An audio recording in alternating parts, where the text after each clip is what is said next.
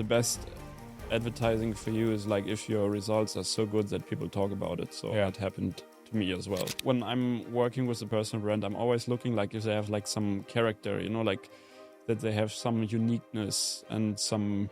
every personal brand needs like to have like a certain amount of ego, also like to be a personal brand, like you face a lot of criticism. We as people, as consumers, we are not brand loyal. We are loyal to the brand who gives us answers and the best answers. So there's always also like, there has to be a certain evolution of the brand. You cannot stay the same the whole time. So you need to incorporate new all the time, like new aspects, new products. You have to evolve as a brand to stay relevant. My mission with CopeCart is, or with Cope, is always like to make it as easy as playing a game. It should be fun, it should be rewarding, should be addictive. You should have some fun while building your business and not like getting mad over Excel sheets or Zapier that doesn't integrate with Hyros or properly. Or something like that. Yeah. CopeTrack is just natively integrated with the payment system, and this is like the huge advantage there. Welcome to another podcast episode with Raoul Plickat, the number one marketeer, business owner, marketer in the info space, coaching space, software space, pretty much everything. Thanks for being on the podcast. Thanks. Yeah. Welcome in my office. Yeah, it's a cool office. I want to start with a dark question that kind of started at the end. There's a lot of businesses who become successful, right? But what we don't see is that they could have been so much more successful if they actually kept growing and improving. And my question is kind of like, what have you seen scaling up so many businesses that made them like either stagnate or even fall, right? Because you have worked with a lot of big businesses that did like, multiple 8 figures a year. But at some point, sometimes the energy gets a little bit dark, or people get lazy, or just weird stuff happens in the team. So I'm curious what you have seen that kind of were like precursors of like a business that's doing really well, like starting to decline, and if you found anything to prevent that. The first reason is if there's a lack of clarity of what brings actual results. And there's a saying like good times masking bad decisions. Mm-hmm. And they become more evident as soon as not everything goes up forever, So like if there's a slight downturn, for example, economic-wise, then things that were previously masked behind success, like they fall out. And this comes basically, I think, from a lack of clarity and a little bit of ignorance. And like a little bit like sometimes it can be also like ego stroking, and then you overlook things. What happens sometimes that people in charge kill the messenger.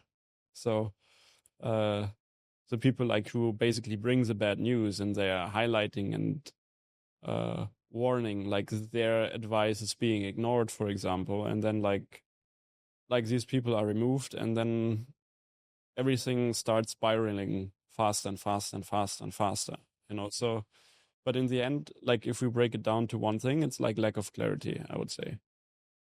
Got it. And because they have lack of clarity, they kind of kill the messenger. The only person that's actually speaking out to like, hey, there's a problem here, or we need to fix this, or this is a risk. Or a group of persons. I mean, like it can be also technology-wise. I mean, like the vehicle could be a person, it could be a team, it could be technology. Mm-hmm. But in the end, like in the end, it always comes from lack of clarity. Yeah. And understanding really basically where is our growth coming from, and what makes our growth. And when there's a lot of growth, like I said before, like the negatives are being overlooked or hidden in plain sight, but they're not being taken care of. Yeah.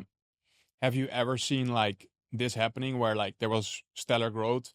Of course. Shit hit the fan and that you could turn it around? Or is it most of the time that there's so much ego because there's so much money being made that it's really hard to like turn that around and go for like your next revenue pump? It depends on the person, like there are some people like who can figure that out, and some others like, but generally I would say like the longer it goes upwards and the more it's connected to a personal brand, like the harder it is like to spot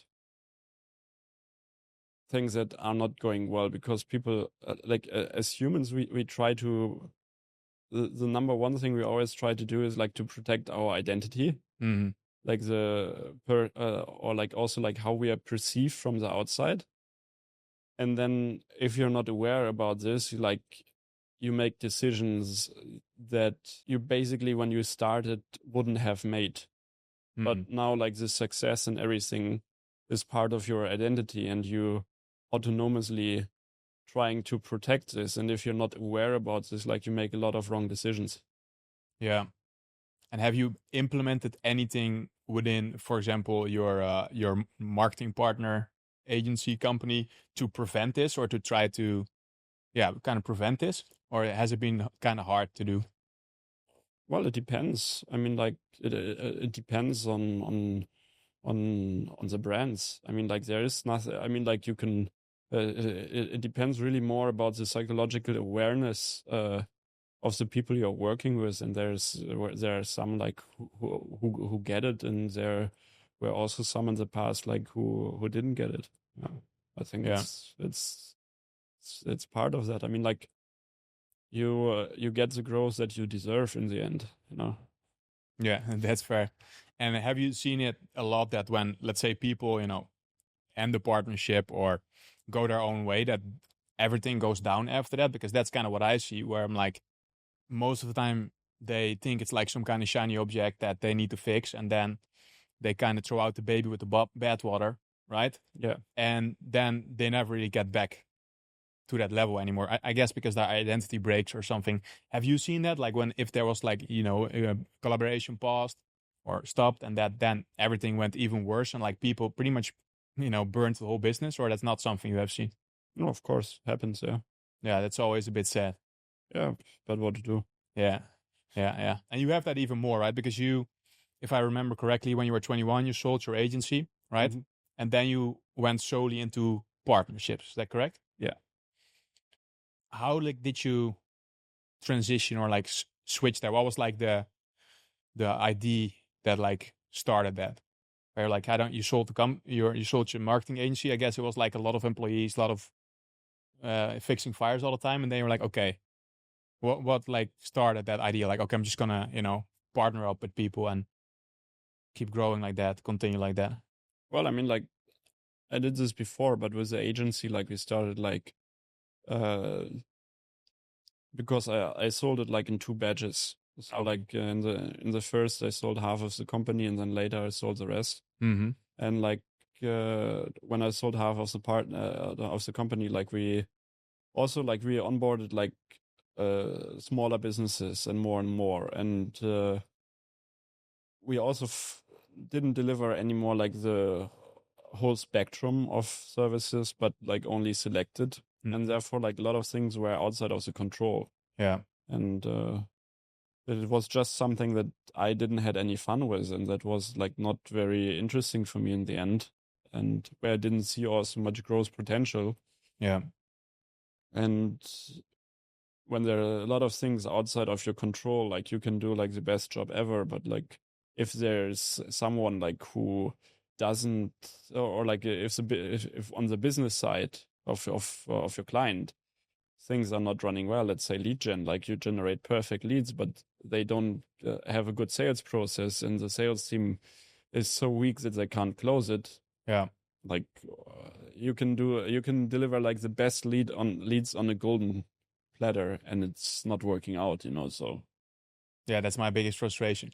yeah. I mean, If they don't close. I understand this. I mean, like that was my frustration as well. Yeah.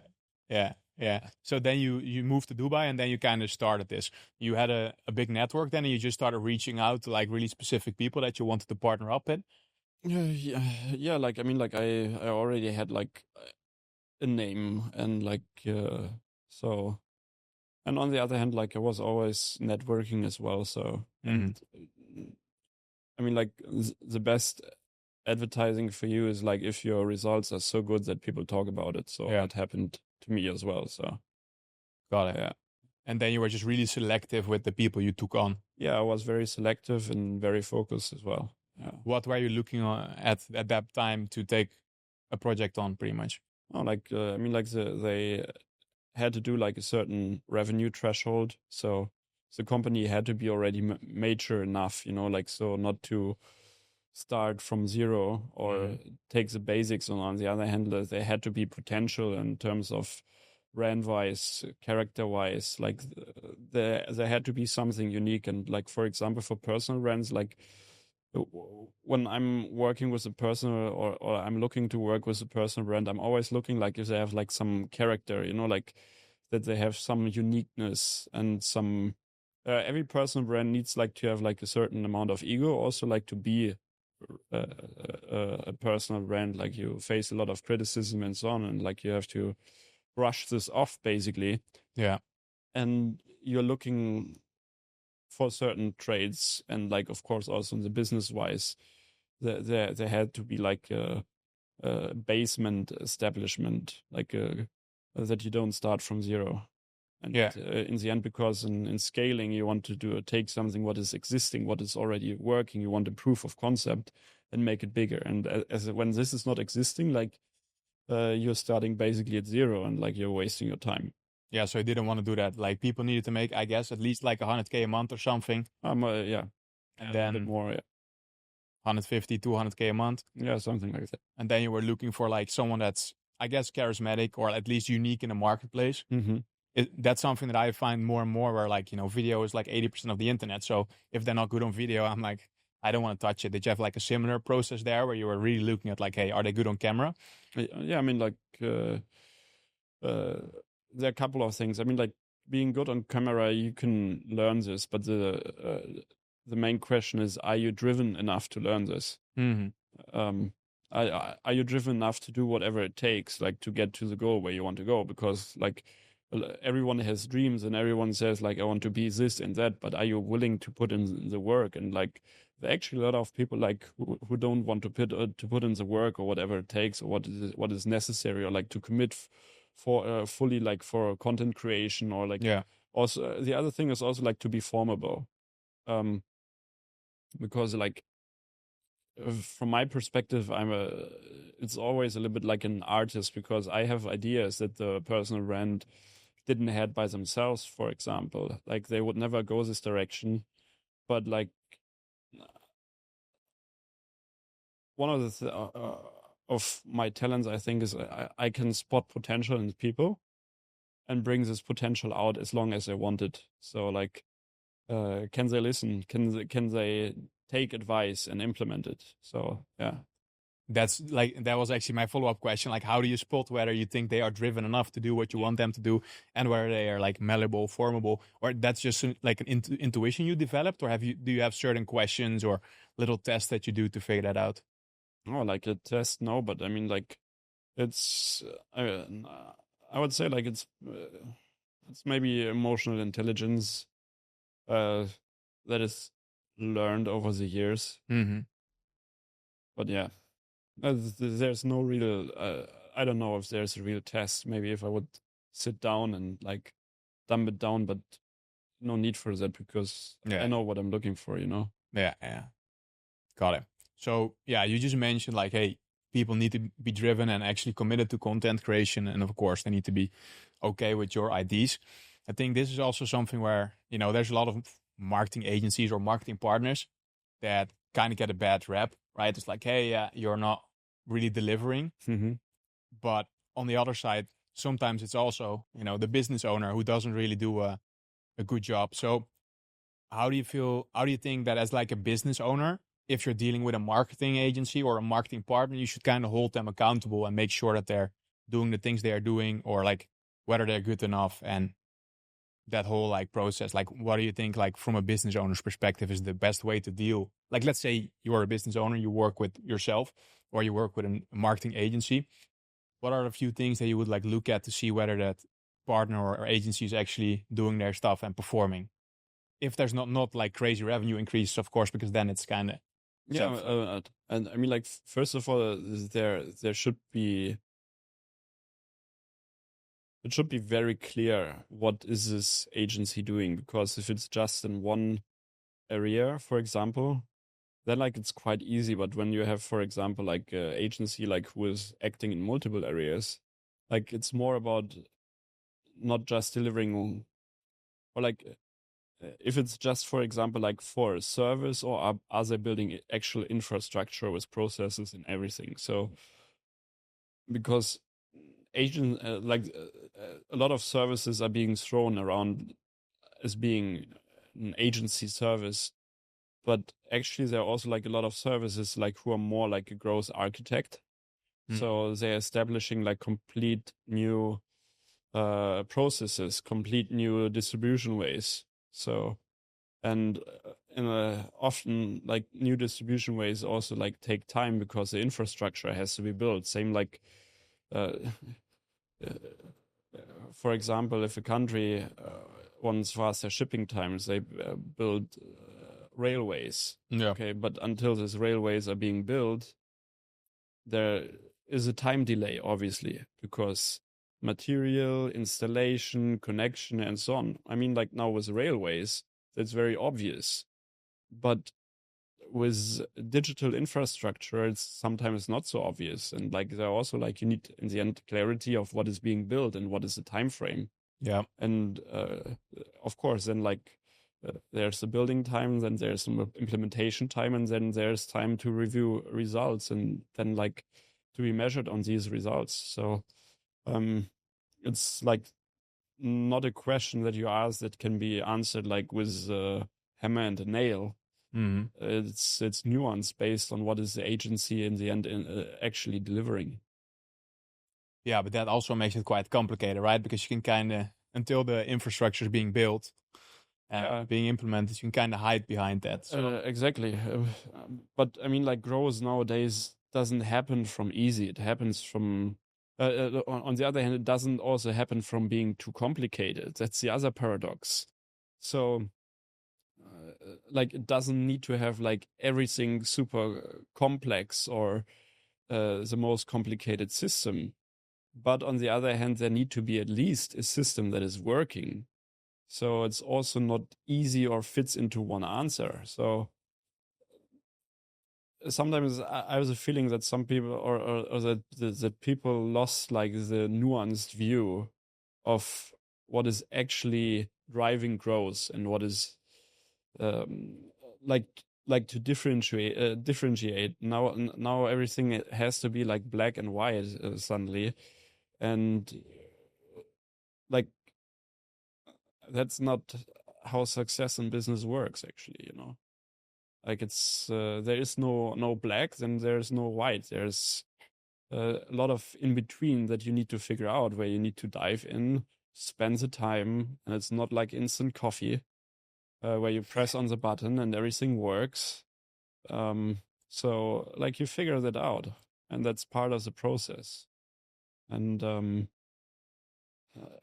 and in the end, like it comes to the willingness and drive. got it. And now for some CEOs, it gets even more complicated, right? This is already quite complicated, like says no black and white, but let's say a CEO has like no clue about marketing or copywriting. It's quite hard to judge the quality of the work. Do you think it's like acceptable for, if we're like, let's talk specifically about like online education, online consulting and coaching, not about software because that's a bit different.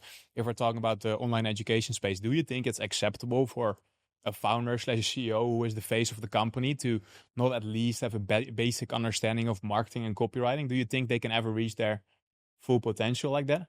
But I didn't see anyone like in the space like who didn't had any experience about that, because it's just the nature of the system. I mean, like Yeah, that's the same like if you would start trying today to become the #1 oil trader, or like to go into oil trading business. I assume you have no experience with oil trading. So if you go into oil trading without any background information about how to do oil trading, yeah, I think you're not going very far. So, and if we talk about personal branding or info business, like the nature of the system is like that you basically start with this features basically, like, and therefore like you grow into it. yeah. So Yeah. You have not experienced. It's funny because I have experienced it, and I find it really risky from a business owner's perspective. Like if you literally have no clue what's going on, and you let someone else script all your stuff, do all your stuff, like you become quite vulnerable in a way. Yeah, I mean, yeah, because you don't understand the business you're in. So like that's, I mean, like always like the main requirements, or partner up with someone Yeah, who has the experience there, you know. I mean, like you can hire someone, but then like it's either good, it's either luck shot, or like you fall very fast on the face. yeah, Yeah. yeah. And if you're going into business, you want to increase or always want to make sure that you have the highest requirements to succeed. Gotcha. Before we move into the next subject, I'm kind of curious. Like, I understand maybe you don't want to share the exact details, but like for your like marketing partner business, what did you find works really well in terms of structuring deals? You work with a combination of a retainer and a performance fee, only retainer. What was like the thing that made you the most money and also worked the best for both parties? I mean, like always a performance fee, because like in the end, like it's about we're creating revenue streams that were previously not existing at all. And without us, like there would be no, the revenue would be never there. So it's only fair that if we get our fair share of that. Yeah. So always a performance fee, but also most time a retainer, or it depends? Performance fee, yeah. So only the performance fee, no retainer, no flat. It depends on the size of the deal, and in the end, like also it's again nuance. Sometimes a retainer has a place there, but mainly like a performance fee. Yeah. Got it. And do you always like figure that out yourself, like doing those deals, or do you even have like a lawyer or like a business development expert that's like helping you out, structured in such a way that it makes sense? I mean, like from a business wise, I mean, like I'm 13 years in this business now, so Yeah. I always negotiated the deals by myself, but now as we grow, we have a legal team, we have a finance team, so they do it. Yeah, but I mean, like the in what we use now, that was basically established by me. Yeah, you know. Got it. Cool. Okay, I think that kind of covers like the agency slash partner part. Another thing why I'm here to ask you some questions is, in the Netherlands, I hear nobody talk about this. In the US, it's starting to get a little bit there, but you have been quite vocal about the fact that if you run ads, right, that in the first 30 days you might lose money or you might be break even, and it might pay off like in 3 months. Not that many people talk about that, at least on social media and publicly. Do you still like believe that like it is possible in most niches to kind of make your money back, let's say in the first 30 days, you know, spend $1, make $5? Or do you feel like we're getting into a market saturation where it's just becoming harder and it's not realistic for people who start out spending 10 to 30K a month to make back like a decent return in the first month? Well, in the end, there's always like a certain percentage that converts immediately. Immediately means like when we talk about, first of all, that should be differentiated between e-commerce, which this is not so applicable. I mean, like it works the same way. Also, the more you go out with your brand, it's basically the same rule, but in the end, like with e-commerce, the rate of people buying the product now, is especially like consumables, is way higher. I mean, like when we talk, for example, about car dealerships or car makers, not dealerships, but car makers, why do you think they run advertisements for audiences or on TV at a time where like 12 to 15 years old are? To paint the perfect picture, so they have the idea of what cars is later on, because there's a time delay of a certain years, actually, you know. Yeah. So, and you want to create mental availability, mind share.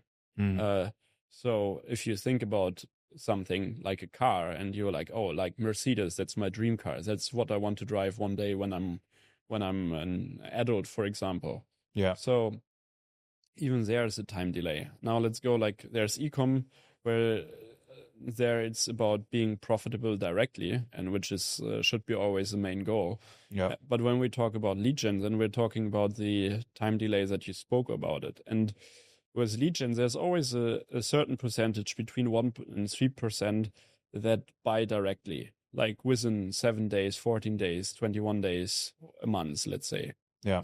And you want to increase this percentage as much. The number one target is like to first like to increase this percentage as high as possible. Yeah. And like to create a baseline, to create a funnel, which you can use later then on to scale. And the bigger you get, the more important basically gets the time delay. And you should know like what is the time delay from the first time someone opts in until he becomes a lead until he becomes from lead to client. Yeah. So like this is very important. And then like also like the repurchase rate, basically like other products that I offer, and what is the repurchase rate? Because doesn't matter for any economic business, you can only grow your business by increasing your customers, by increasing the purchase rate, and in the end like the lifetime value. So this is what you want to do, and the bigger you grow, the more clarity you have to have on these specifics.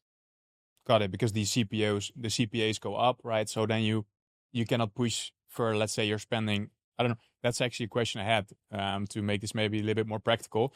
I guess, let's say you're advertising in Germany, you can spend probably 100 to 300K a month on more like direct like marketing, direct response. And then if you start to push further, it starts to break. The cost per call goes up, the cost per acquisition goes up.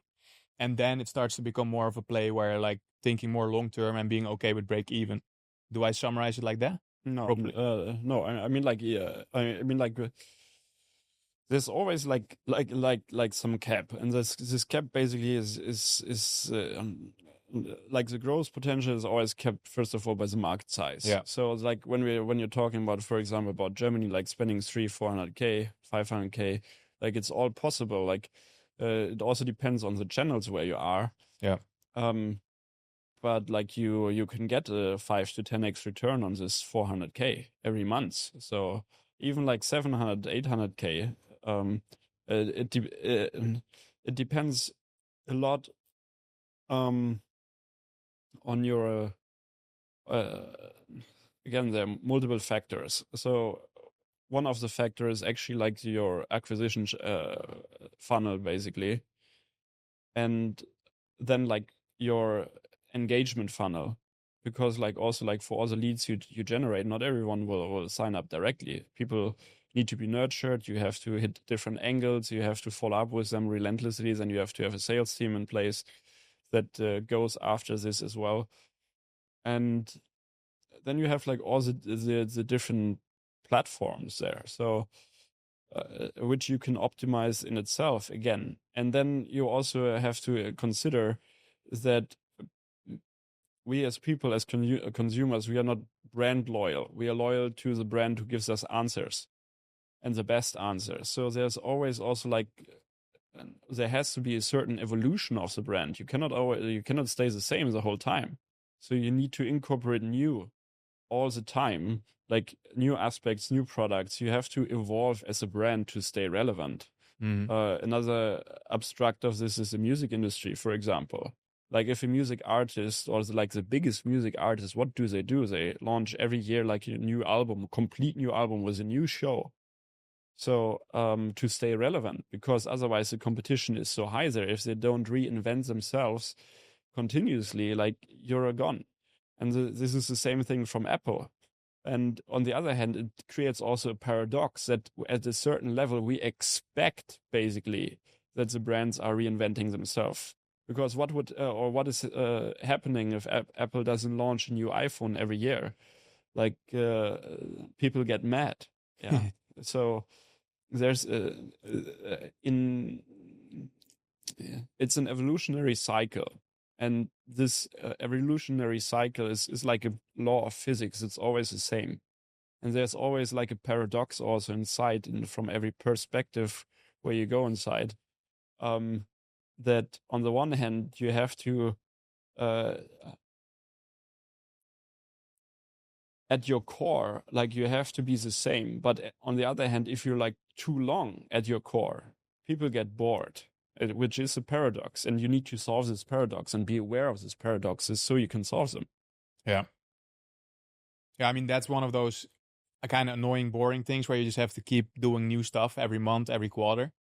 Why annoying? Can be also exciting. I mean, that's what other people call it, right? That's just, I wouldn't use that word, of course, but yeah, no, of course, that's a good way to reframe it. I guess that's quite exciting, and you kind of need to do it, right? But just to go back a little bit, you were mentioning like in Germany you can still get that 5 to 10x ROAS, like spending, let's say, 500 to 800K a month, and you mentioned kind of like two campaigns, right? Your conversion campaigns and your engagement campaigns. Would you say that the difference between doing, let's say, 2, 3, 4x return and doing that 5 to 10x return is the engagement funnel and thinking more long term, and also how you nurture people? I understand that it might be a little bit different per like business, but would you kind of say that that's the difference? Because most people, they have like a ROAS of like, I don't know how it is in Germany exactly, like 2.5 to 5, and then 5 to 10, that's quite rare. Would you say that's more like an engagement part? I'm really generalizing, of course. And I mean, like the higher you go with advertising spend, the more people you also possibly reach for the first time or the second time, and like usually like nurturing, engaging, like doesn't get so much attention, but it should get more attention because like we usually don't buy on the first or second touch point unless like the angle is completely nailed. Yeah. And which is also like, this can happen to like a certain percentage, like in this single digit area on a certain audience.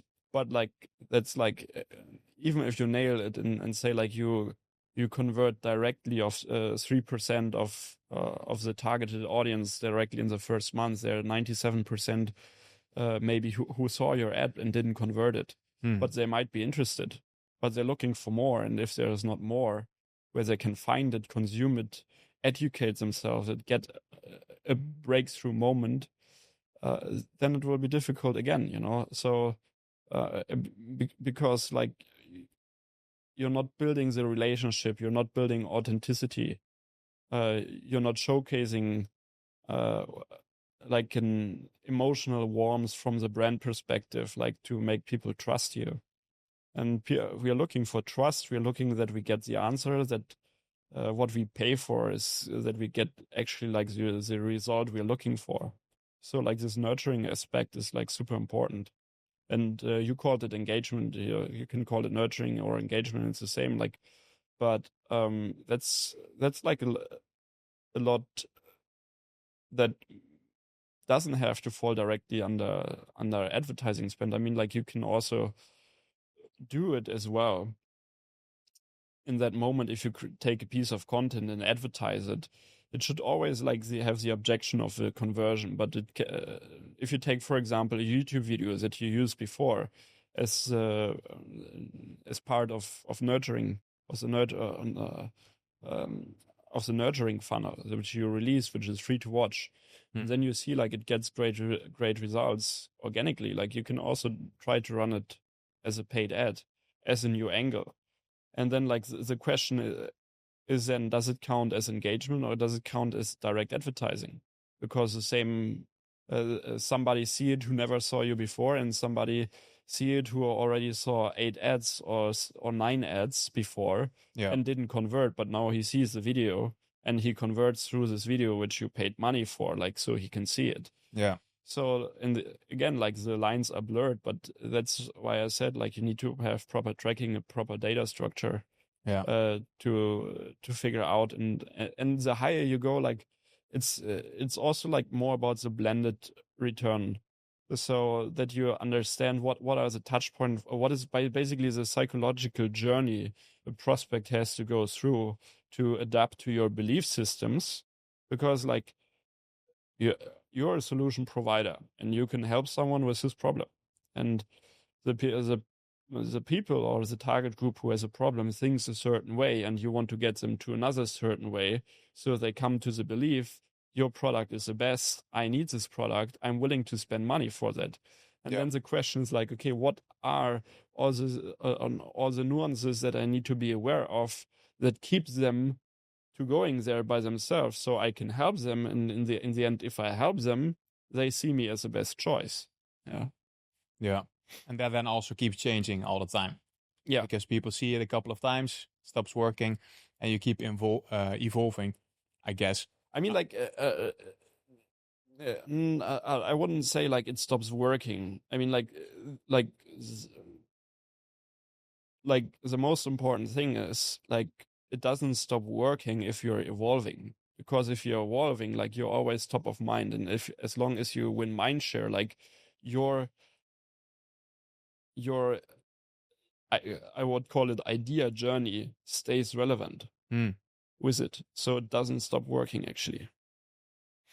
Got it. And I remember you actually talking about having a full-time researcher for this to kind of stay on top of these ideas and marketing. Do you still have someone who's like constantly like scouring the internet, documenting new ideas, sharing these with you? Yeah. 1, 2, how many? It's AI now. It's AI now. Yeah. You have built a system for that, or? Exactly. Yes. So can you? So what I did in the last 2 years, like I built like the perfect system that that basically replicates me and does this all the time now for myself. Got it. So before you had like a VA, let's say, that went over marketing blogs, all these kind of things, and documented, and now AI does that. Or can you share a little bit more on like? I understand you're not going to reveal the whole secret process, but like, what's kind of like your process right now? I understand AI does it to collect relevant marketing data, IDs, and stuff to kind of always stay up to date and feed yourself IDs that you can pretty much implement. Yeah, exactly. So it depends. Like before, it was like that. Like for every brand that we work with, like there was like done research manually by the teams, and we automated this whole process completely. And I basically rebuilt everything, like my thought structure, and rebuilt this into AI. Does that mean, for example, that you are scraping Trustpilot reviews automatically and updating those, or like you're looking at the competitors' advertisements, and then if they stay online for X amount of days, you import them, or how does that? Yeah, I mean, like that's the easy part. Yes. I mean, like everyone can build this, but like I mean, like that's part of it. But, yes. I mean, what's like, the hard part? Well, the hard part is like the thought structure, what you do with information. And even AI is doing something with that. What do you mean? You mentioned the hard part is, what do you do with that information? Yeah. Do you still do it? Does someone do that manually as a human, or do you also figure out a way to grab that input and then create output with AI? Exactly. So you're on a journey to pretty much replace like 80% of the human beings in your company right now. No. In terms of market research and marketing. No. I mean, like, because market research was not something that you do like all the time for the brand, you know, like, I would say like there were some people replaced, but they were not on the good spectrum side generally. But there's still need for humans, like for greatly talented, unique thinking people, because like AI is not yet, or it's not perfect. I don't know if it will be ever perfect, to be honest. But like creative thinking is still like one of the best human traits ever. And really great people, they will be, or they are actually enhanced massively with AI. Because like it saves a lot of time and does some things more effectively and makes people more like an architect. So, or like a dirigent of a orchestra, you know, like who puts all the things into place and then like gets the result. Got it. Did you also figure out how to pull all the other business data from your own business or partners with AI and also run automatic reports and warnings there? Or is that something you're looking into? No, that's done. Got it. You hired a data analyst and like a coder and just figured out how to pull all the data all the time. No, we have an architect for that, and we have also like our own IT team for that, and for other companies we have. I mean, like we have implemented similar things in multiple companies already. Yeah, and we have like whole engineering teams for that. Yeah. got it. And do you think it's still far away before like the average Joe can start implementing these systems, or are we like 1 or 2 years away from this becoming accessible to like anybody who makes a little bit of money? I mean, like everybody can build these things now. I mean, like all the tools are available. The other thing is like going into this knowledge, but like building a system is not. I mean, like you can build the same system or a similar system by yourself. Like that's not that. Again, that's not the hard part. It's like building an email campaign with ActiveCampaign, you know. Yeah. But the hard part is like having actually expertise what to do with these things and when is it. I mean, like one of the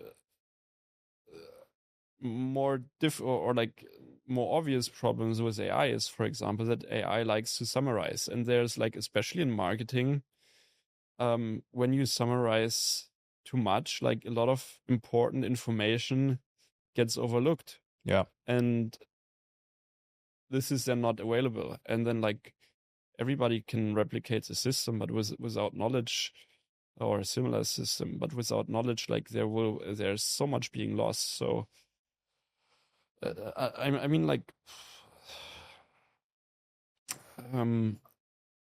expertise, like deep nuanced expertise is always necessary. It's always necessary. So yeah. And that's not cheap, right? That expertise. Yeah. You either have to learn that, but that will take a bunch of time, or you have to hire for that, I guess. Exactly. Sure. Got it. But that, like, how many employees do you have working on that right now? Like 5, 2, 10? No, it depends. I mean, like we have different AI system and we have different AI companies. I mean, like in one company we have roughly around 12 engineers for that. Yeah. We have another company hired where the like 4 engineers are working on the architecture. Here in marketing MBA, we have 4 people working on that. Yeah.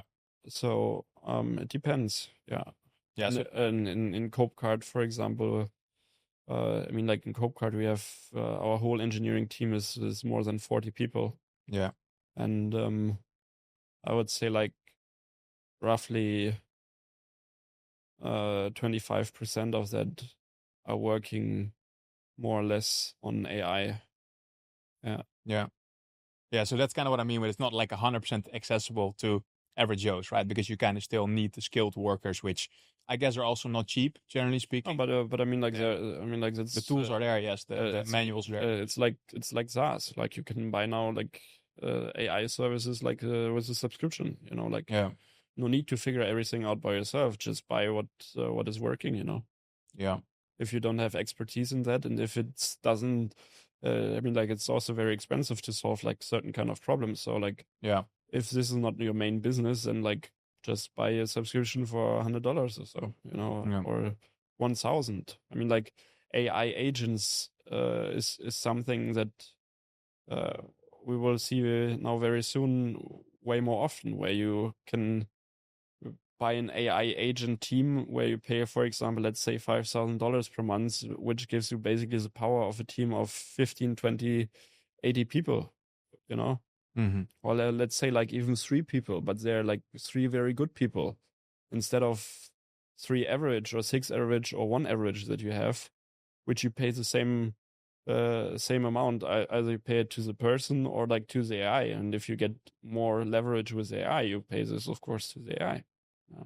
Got it. And is that also something you're looking to at some point in time, like kind of productize, like, and sell and exit at some point? This whole like AI market research, data pooling, or are you just using it to grow your other companies? I mean, like in one company, like we're actually selling it already. And in the other, That's the PR software, you mean? yeah. Yeah. And in the other one, like we might do it, we might not do it. Depend. I don't know. Got it. Yeah, that's some pretty exciting stuff. It's hard that we cannot explain that to 1 minute in a podcast, but thanks for sharing. That was quite in depth already. I want to circle back a little bit again to Germany, because the question I still kind of had for you is, what do you think is kind of like the cap in Germany? Like, let's say everything is perfect, you and the team is running it. Like, how much money do you think you can kind of spend while still having a decent return? Let's say around 5 in Germany. You think you can spend 1 million a month, 2 million a month, and then make 5 million a month? Like, I understand this is hypothetical. I'm just curious what you think with your awareness. That's kind of like the cap if we're talking about an info, coaching, or consulting business in a big market, right? Business coaching, or how to start trading, or that kind of stuff. It depends a little bit on the situation and the leverage, and like also and what time, because there's market dynamics, macro movements. For example, Germany outlook right now is very very bad. Same like the rest of Europe. So like people are more hesitant with spending. So that means also on the other hand, like you have to spend more. And returns are shrinking.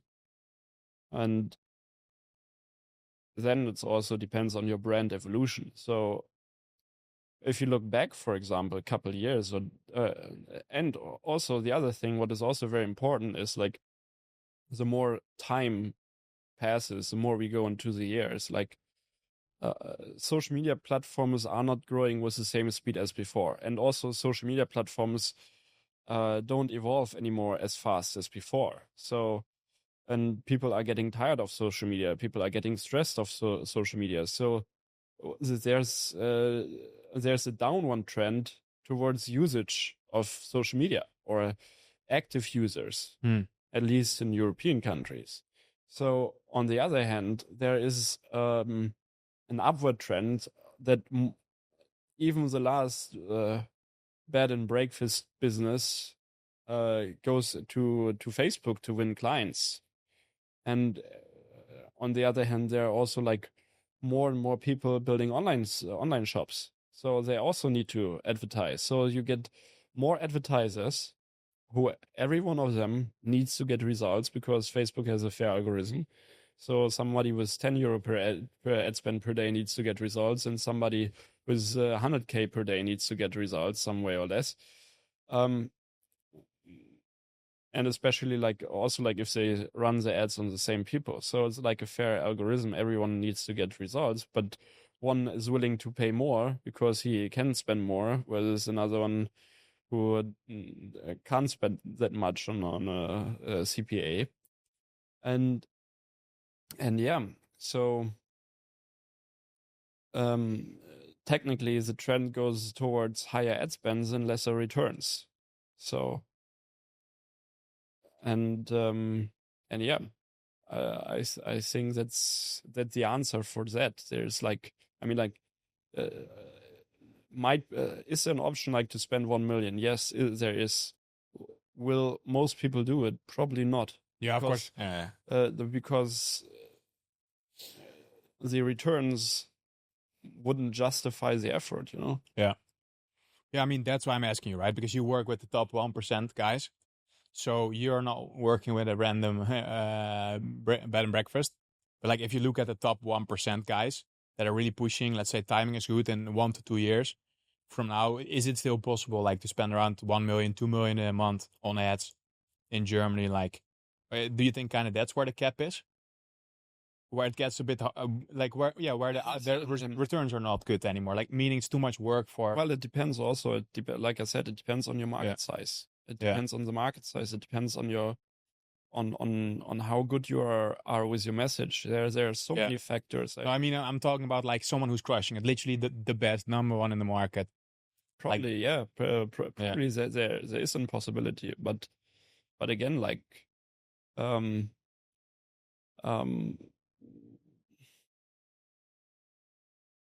the bigger you grow, also like the more your back end has to work very well, because customer acquisition gets only more expensive and more expensive. Yeah.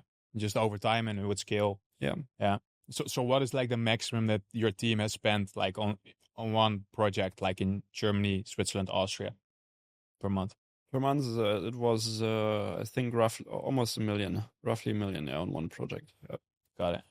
Yeah. Yeah, that's still quite a lot, because if you look in the US, like the big guys there maybe spend 1 or 2 million a month, not much more if you look at the market size. Yeah. Well, like I mean, like yeah. No. There are some people who spend also way more. Like Talking about coaching consulting space. yeah, more than 2 million. Yeah. I mean, I don't know for how long, and I don't know if they're still doing it. What I've heard, but I don't know. I don't know. I mean, like usually, then like you want to evolve yourself also into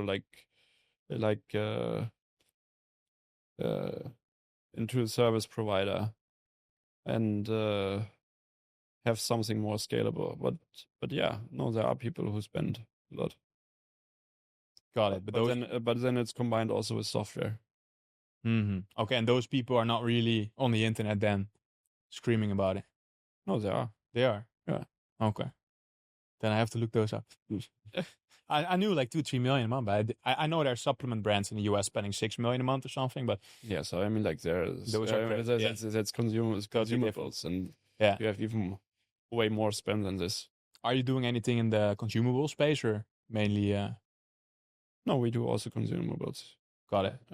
No, and also I mean, like in the lead gen way, there are also like a lot of companies like who spend $100 million for B2B leads, and I mean, like, but these are proper companies, you know. Like it's not like a info marketing, online marketing, make money online business. You know, they are usually capped, but I mean, like, there's always like evolution, you know, like so. There are a lot of people who spend on B2B leads like 100 million per year. Yeah, more. Yeah, that's crazy. Would you like to compete or participate in those markets at some point, or you don't care too much? What do you mean, like? Would you want to like run campaigns like that, or like your team, of course? Are you looking to get into those markets or not? No. I mean, like we are pretty focused on software right now, so that's gonna be your main focus.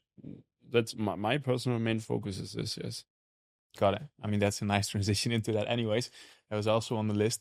I think you're doing quite well with CopeCart.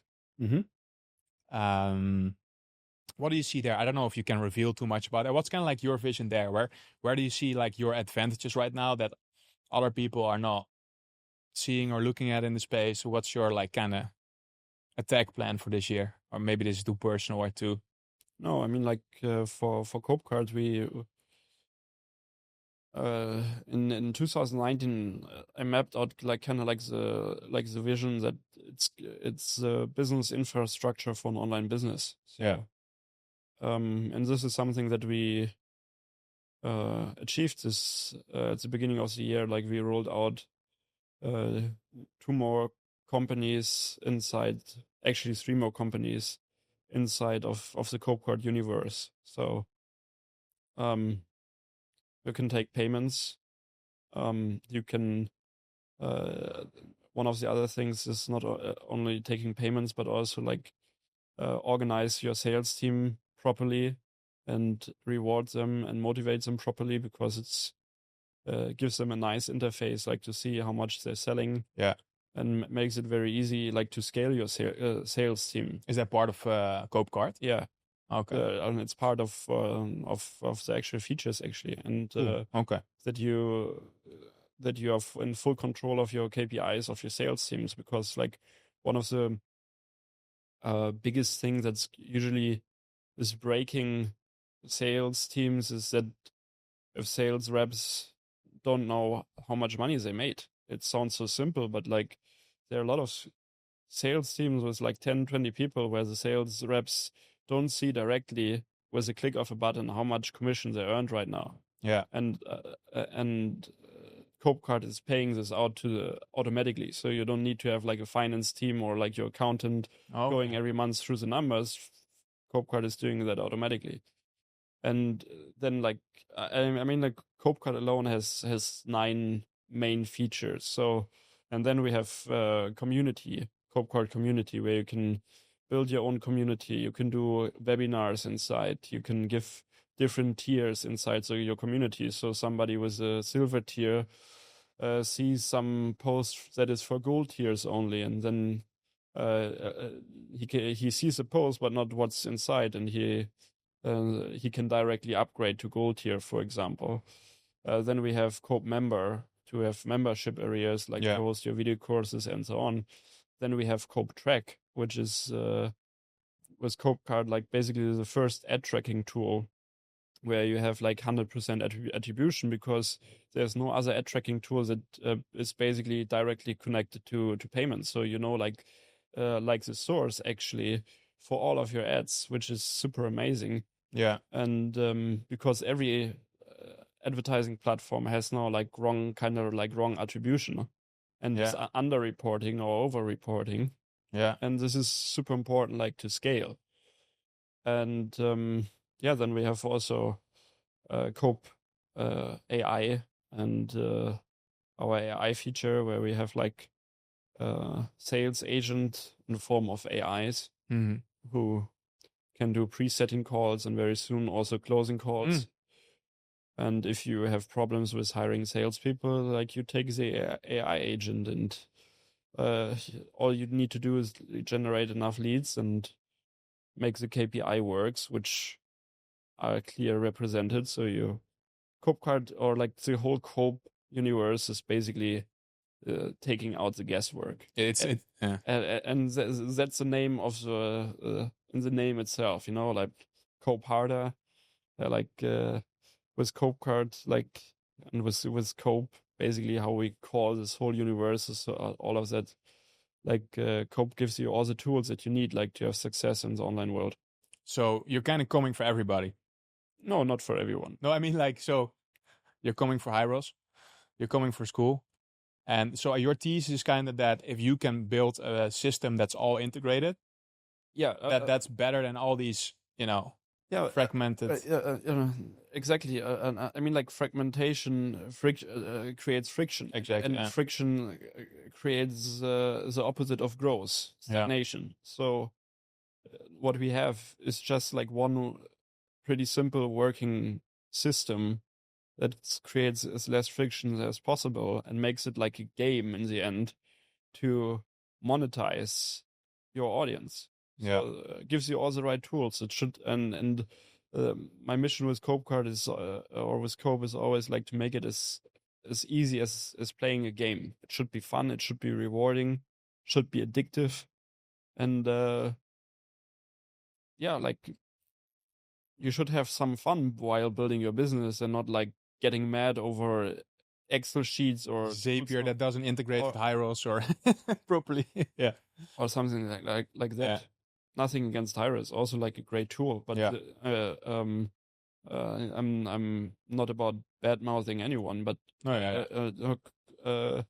CopeTrack is just natively integrated with the payment system, and this is like the huge advantage there. Yeah, no, I mean that's why I was saying it. Like in the Netherlands, certain things don't integrate. You have to send it with Zapier, and then you already get issues with sending the right payments, and they are really helpful. Again, I'm also not shit. Yeah, and then it can break also. That's exactly. That's one tool to rule them all, pretty much. That is your philosophy / plan of attack. I mean, like there has to be also like a stop, like you want to be not to be like the restaurant that offers spaghetti and maybe Japanese kitchen in the same restaurant. Like like there should be just focus on what on the field, Yeah, but like I also saw that you were like involved in like other softwares before, like what is it called, Learning Suite and some CRM system. Are you putting those in the software, or were those just separate projects next to it? No, are they absorbing it, or like how does that work? These two are separate projects that have nothing to do with Cope. Yeah, but they are kind of also then competing with themselves, because Learning Suite is about courses, and you can also put courses in Cope Member, I guess, or in Cope.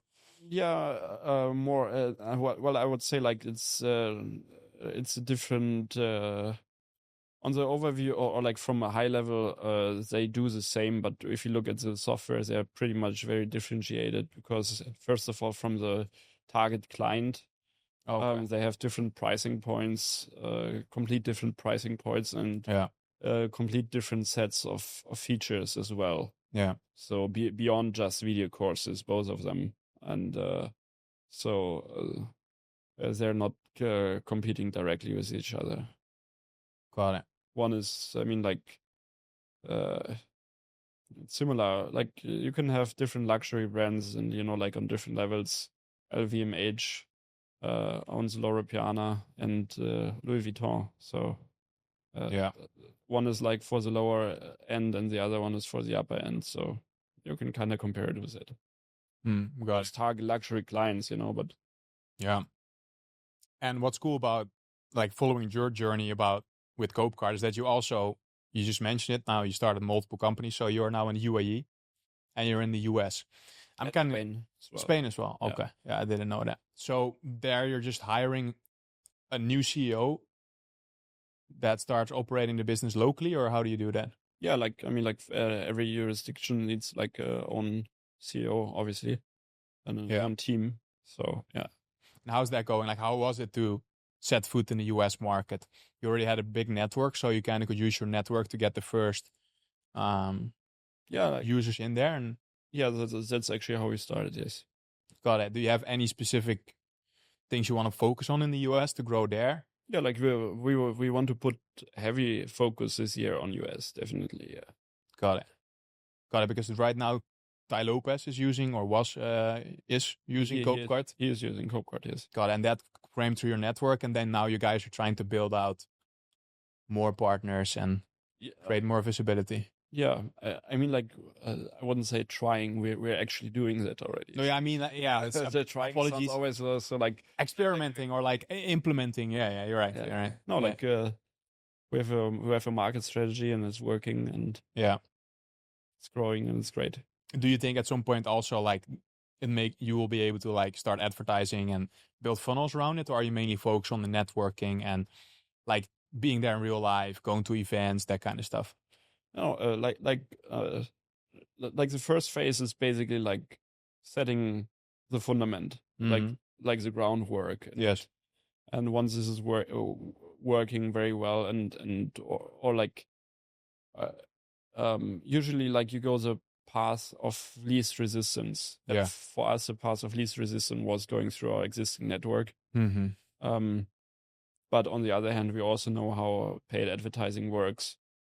But and also we do it, but I would say like we didn't scale it up yet because the other one is working very well for us, and and we want to focus because this works best for us right now. This is like we put all our effort like to have the advantage there.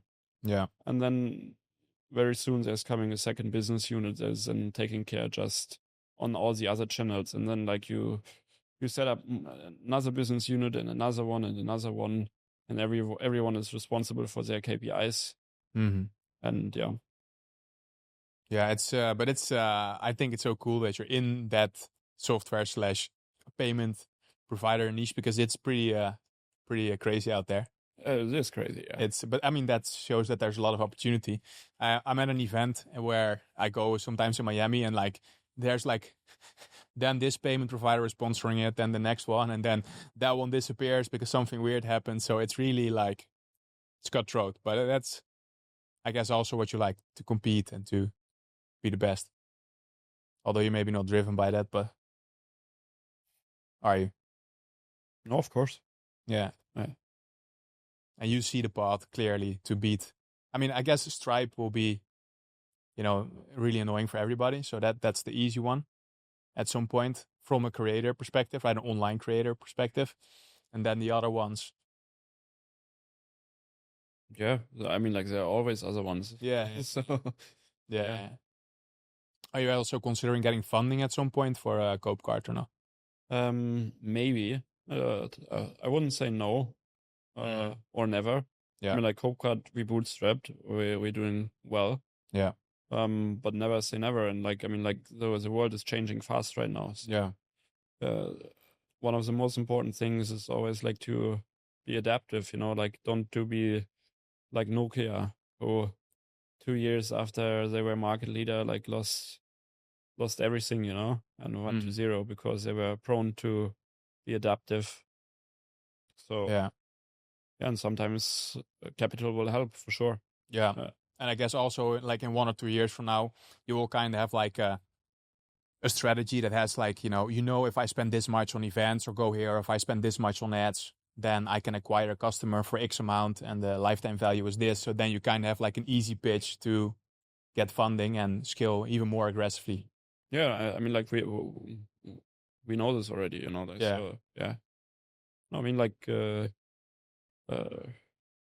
we also get like very often reached out, especially like when we launch new products, and so from VCs, for example, knocking on the door. Yeah. But like like you have to choose the right ones, and you have to choose the right ones, the right time, the right partners, and yeah. Yeah, that's also a little bit scary. If you pick the wrong one, then that can really make or break your company. Well, of course. Yeah. And let's say you really scale up CopeCart. Do you still want to kind of keep your marketing, I don't know, I don't want to call it a agency, but marketing partner stuff on the side to kind of keep your, get a feeling for what's happening in the market? Or how are you approaching that? No, I mean, like marketing is always something that's close to my heart, and it's something. I mean, like it's like riding a bicycle or so. It's like a skill, like Yeah. that is with you like for the rest of your life. So in one way or another, it will always stick to me. So and I'm always excited about marketing. So and also sometimes equally frustrated as well. What are your frustrations now? But I think that's part of the process. Like if you're really good in something and want to become really good, like frustration is always part of that, and in certain moments, and it creates some tension that is necessary, like to overcome obstacles and become a better version of yourself, to grow personally, to grow on a business level, like to take the challenge and to master it, and like to evolve basically your skills, your personality, like your look on life, your perspectives, your learnings. Yeah. What are like challenges or obstacles that you are thinking about or working on right now? You mentioned there are some frustrations. Well, I mean, like right now. Yeah, right now. Yeah. I mean, like the challenges are usually like the same. They're just like on different levels, and like on different levels or new levels, especially like you have to come up with new ways, because either you never figured it out before, or the business nature is completely different. And yeah, I mean, like sometimes something doesn't work which should work because of things outside of your control, and then like you have to but I mean, like I'm not now very emotional attached to that or so, I would say. I mean, like it's just like part of that. Like my outlook of on life is not suffering from that or so. No. And I assume also that a big part of like solving these problems is not to solve it yourself, but finding the right person to solve that. Yeah, well, both. And sometimes like certain kinds of problems you can only solve by yourself. Yeah. And then you can either quit or get emotionally about it, but or like you figure it out and grow. And that's what I choose, like to figure it out and grow. Yeah. Now, regarding finding the right people, I think you mentioned it a couple of times that you are like, you are grateful for all the people you found that are now working with you. Is that mainly through like you having a reputation and people following you on social media, or do you also like heavily recruit through channels outside of your own personal brand and your own network? Oh, we also recruit outside of our network, of or my network, of course. I mean, like there are also like a lot of people like like I mean, like I'm not also very ultra famous also, I don't see myself also as a famous person, Um, so and and yeah, so I mean, like we get a lot of great people also from outside. But that's because you guys are like running ads on LinkedIn, Facebook. Is that like an ongoing process of like always looking for talent, or what's the kind of system process there? No, we're looking always for talent. We're looking always for talent. Also actively reaching out to people or actively doing headhunting. Trying to steal some people away from big companies. Exactly, yeah. Yeah.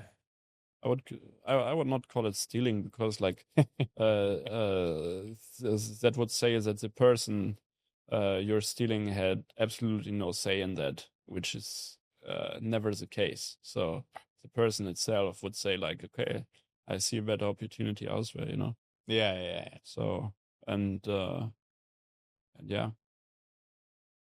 And then are you looking for for people like they're like you're of course looking for like a certain skill level, and then also like the whole adaptability and like learning.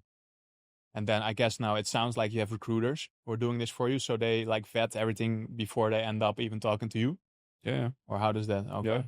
Yeah. I mean, like I'm also not talking with every person, That's a good place to be at. So not to talk to anybody, not everybody. Yeah, I mean, like that was a few years ago. That was one of the first things that I actually systemized, because like if it's not a key position and you systemize your company properly, like you don't need to speak with every person. Yeah. I saw like a lot of people like, or actually like I would say like I learned from a lot of small and medium CEOs who were speaking with every single person, but wasn't actually necessary if the company would be structured wise. Yeah.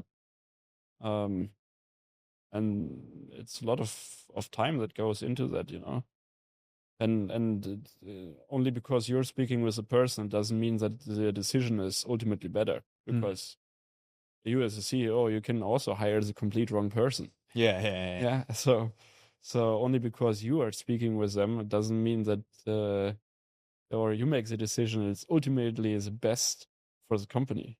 Sometimes it can be the opposite. Do you have like a hire slow, fire fast approach with most companies, or what's the? No, everywhere.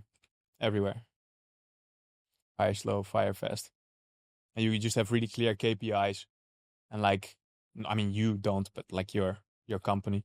I mean, like, I wouldn't generalize this also, like, hire slow, fire fast. I mean, like, fire fast, yes.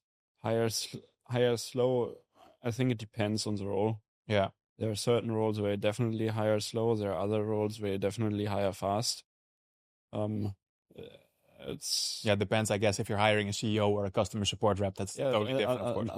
I mean, like, you should calculate like the hidden tax on that. Like, there are certain categories of not all roles are equal, and there are certain roles where like the hidden tax of hiring the wrong person is not as high as somewhere else. Gotcha. So, and for example, there like the hidden tax could be in hiring very slow, because like you're losing out on efficiency, or you're losing out on progress in certain areas.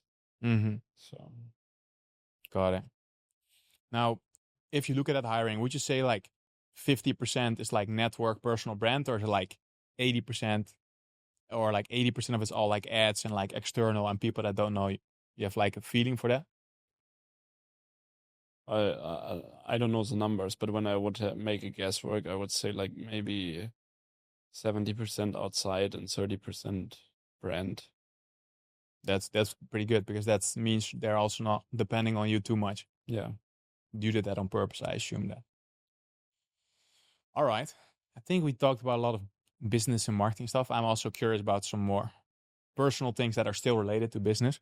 The one thing I was really curious about, you bought a Bugatti a while ago. I'm curious if that did anything for you in terms of networking. Like, did you meet different or more people because of that? Or Yeah, I definitely met different people because of that. Did you go like they also throw events, I believe, sometimes? Did you go to those events and stuff? Yeah. Is that kind of like nowadays where you're learning the most and networking the most, where you're just meeting with different business owners that are in a totally different space? Well, I wouldn't say that that it was in any way like beneficiary like for my business, or like that I would say like, oh, that was also not the reason I bought it, like to network. I was curious, like I wanted to have one before my 30th birthday. That was the reason for it. Yeah, no, I get that. I'm just curious if it opened any door. No, like I mean, like I didn't ask for any door opened, So no, but I met different people, interesting people. Yeah, Very kind and nice people, and also some friends from there. But like usually you don't talk about business there. Yeah. Or if very rarely, you talk actually more about cars or everyday life, or like everyday problems, or like whatever, like, but not about business. Got it. So yes, you met a lot of interesting people because of that, but that did not, at this stage, serve your business in any way or shape at it. But it could, I guess. I don't know. I mean, like there are people in completely different categories. But yeah, sometimes maybe you need advice or so about something else, and you can. It's always good to have like a bigger network, I would say. Yeah, yeah. Have you also, like, when you started out, like, I mean, you sold your company at 21, so you've been doing this stuff for more than 10 years? Yeah, since I'm 18. 18, so you're like 12. 13 years. 13 by now. Have you also gone, like, when you got started first, like, to the US and, like, went to masterminds there and kind of learned in the US and networked there, or have you always kind of stayed in Germany and figured it out yourself? No, I went like to US a couple of times. And yeah, but I think like the last time I went on those events was like 2016, 2017. Yeah. Are you still like interested in certain masterminds in the US, or are you like at this point you kind of figured out, you learned everything you could learn, and now it's more about the implementation? I mean, like these masterminds, like they have a role and a purpose, and I think they're good when you're starting out. But after a certain level, like it's there's not much value which you or I mean, like you learn this, and then like what's more interesting is like to meet with certain kind of lawyers um or normal, I would say, like normal events in different industries. I mean, like which like normal business events, I would say, like I don't know, like with uh, like when your private bank invites you to their event for free, you get more value out of that than paying 20, 30K, 50K for mastermind, I don't know, in the United States from online marketer XYZ. Who I don't know, shared rigorously on Instagram their money screenshots from making, I don't know, 1 million per month in profit, and just bought himself a nice car, like there's a level for that. And if you're starting out, it's great for you and you learn a lot there, but eventually, like, okay, that's it. You are kind of teaching people now in Germany as well, a little bit, like now you are becoming a little bit the marketing guru. Is that something you want to keep doing in Germany, or do you feel like you're also gonna at some point focus more on like the international market, leave the German market, or just keep it going as long as the opportunities are okay? Well, last year there was an experiment like in this regards, and it was not. It's more like consulting, because like it's not only myself, because I have consultants who do this regularly, and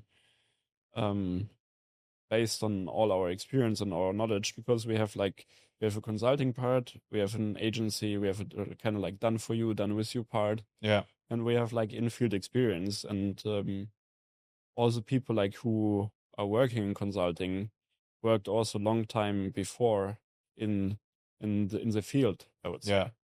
And they're still in touch with the people who are working in the field and who are still applying the knowledge by ourselves. So I would say that differentiates us. That's why I also don't see like, or like, it's not coaching. It's like there's a difference between coaching and consulting, first of all, and on the other hand, it's not dependent on me. Yeah. So and that's working very well. And why not roll it out elsewhere if Yeah. it's working well? Yeah, it's all part of priorities. Got it. I mean, that's, I guess, something you're evaluating all the time. That's like one of the last questions that I'm going to ask you. What are you doing kind of like to sometimes step a little bit back, get a bird's eye view and decide what you're going to do next month, next quarter? Do you have like a ritual for that, like a routine where you evaluate your life or like your businesses separately every month, every quarter? What's your process there? No, I mean, like, definitely sometimes you have to take 2 steps back to make 3 steps forward. Mm-hmm. But this is something I would say I would, it's called also reflection, Yeah, exactly. And this is something I do often. I mean, like,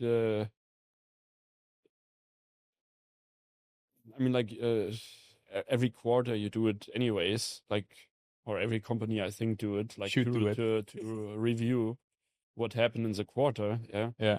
But on the other hand, like also like, I mean, like I'm not actively aware, like, or like say it, I do it every month or so, but whenever time requires it, whenever it's needed. Sometimes you reflect without putting so much intention or awareness about it. You just reflect because, like, okay, this was an amazing result.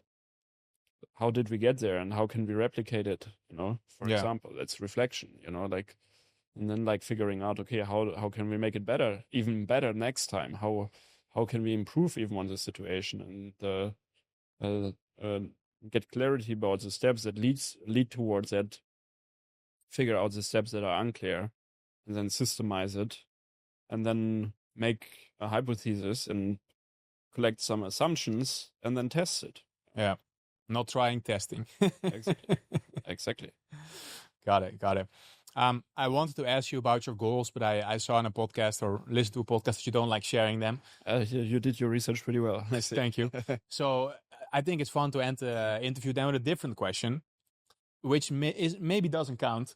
It's like, so do you have any other goals in terms of like art or cars or things that you want to buy or collect? I think a little funny personal ending to the podcast. Is there anything that you're looking forward to, like the second Mona Lisa, or like is there anything that you're still like looking for in terms of personal achievements? Maybe you want to climb another mountain. Like, is there anything else that you want to do in your personal realm that's like a goal that you're okay with sharing?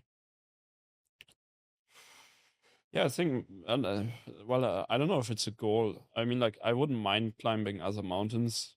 Right now, I don't have so much the desire for it. But I don't mind. Just a friend of mine, he went to, I think, Indonesia just now to climb another one of the 7 summits. And there, Nikita. No. Okay. No, not Nikita. Billy. And he went there with armed guards because there's armed military who are like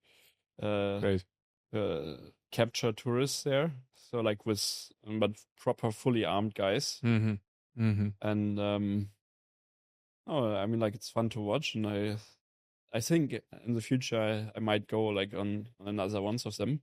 Currently, I don't know. I don't have it in my mind right now. Right now, I'm more focused about the whole AI topic. I mean, like, I have certain goals there, and which I'm working towards it, which I'm also pretty obsessed towards it. So I'm working now day and night. My last call today is at 10 p.m. for that. With someone in the US or? No, in Europe. Europe, okay. And yeah, and this is like day and night right now, every day. So like doing a lot of research, reading, talking to experts, that kind of stuff. No, building actually stuff. Building cool stuff. And yeah, and on the other hand, that's it. That's what makes me happy right now. And besides that, any goals or material things, I mean, like they're not goals, they're just things on the way. Yeah. And usually, like when you're making progress elsewhere, like one way or another, they always finds a way to you. Uh-huh. And I don't want to be focused too much on that. Mm-hmm. But yeah, I mean, like um, I'm in the trenches and I like it.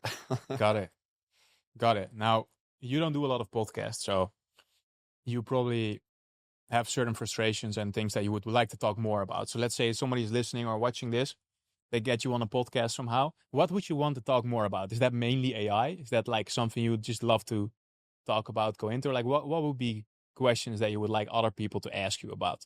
I never thought about this question, to be honest. I don't know. Yeah. I don't know. I think I would have to think about this. But funnily, like I don't do a lot of podcasts, but when I do podcasts, they are all like a lot. And now I think this week's you're the fourth already. Mm-hmm. so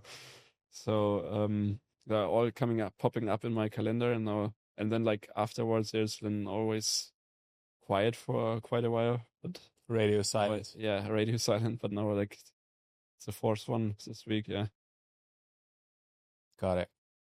So, ending the podcast, if they want to work with your, marketing partner agency, they need to be at, let's say, 2-3 million a month, either selling software or info, and then they can contact you at Marketing MBA. Yeah. And talk to your team. Mm-hmm. That's how they can find you. CopeCart.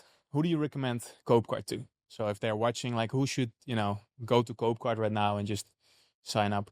Well, CopeCart, anyone. Like, I mean, like someone who's, I don't know, who wants to start selling, somebody who is selling 5 to 10K, somebody who is selling 100K, 500K, million and above. Like we have for everyone, like the right fitting solution. Got it. E-commerce as well, or mainly course creators. E-commerce also now we have CopeCart Pro. Yeah. Cool. I wouldn't say like every kind of e-commerce. Like if you have like a huge product catalog, like you're best with Shopify. Yeah. But if you have like certain e-commerce products, that can work also with CopeCart very well. Got it. And also like you can help people that sell high ticket, or your team. CopeCart can help people that sell high ticket because those people have a lot of issues with Stripe, with other payment providers. Yeah. You can help them out with CopeCart. I mean, buy now, pay later options we have. And, cool. Yeah. It's although I always like to have multiple payment providers. You're probably not going to like me saying that, but just from a business, from a business perspective, it's good to have multiple. But then CopeCart is definitely a cool one to check out. So thank you very much for your time. I will put your links to CopeCart and Marketing MBA below. Of course, if you want more of this in-depth marketing nerd stuff, then subscribe and put the notification bell on. And thanks for having me in your office. Appreciate it. Thank you.